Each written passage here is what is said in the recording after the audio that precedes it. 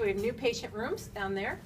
We have our respiratory department down this way, and then we have our ICU this way with some of our progressive unit rooms here where people are still in need of a little bit more care than general surgical, and that leads into our ICU. Right, this will be the cardiac telemetry floor on the 3rd floor, and then the 4th floor will be a medical orthopedics floor.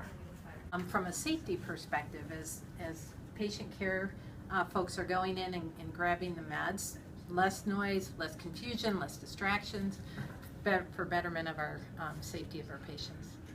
This is yesterday's technology. That's basically tomorrow's technology. Those are T8 fluorescents, those are LEDs. LEDs use 10% what an incandescent would do and would last up to 20 years without changing it. So they're remarkable technology and only recently became affordable. Where things are at, but everything has the same equipment in the rooms. The first thing you'll see are these instrument panels. Hi, Nick. Yes. These are ergonomically better for the staff, and they are for more flexibility for the patient. So if the patient was hooked up to the cardiac monitor here, you can imagine the cords that they're hooked up to. They move, so if the patient needed to get up to the restroom, if the patient needed to walk over to the windows, get up in the chair, everything moves with the patient. Rooms now, and we will have 6, we do have 6 new ICU rooms. That number really hasn't changed, but like we talked about the patient placement, we will have sicker patients on the 3rd floor, and we'll be able to place them better with the step down. If we needed to do care for the patient and the family didn't have to step out in the hall, if the family wanted to stay with the patient, they can sleep here, which is really nice. It's actually very, very comfortable.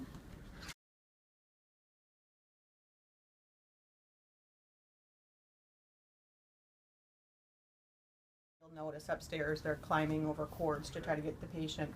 The booms have all the outlets, everything comes from the ceiling, and then we can actually move they're articulating booms so they can move, and you can actually virtually put the head of the bed anywhere in the room, depending on if they want to look outside, if you're doing a procedure that you need to get to the head of the bed, you can move the booms anywhere you want in the room. In the rooms, bring everything that they need in the room. So if you could just hit that exam light, that button on.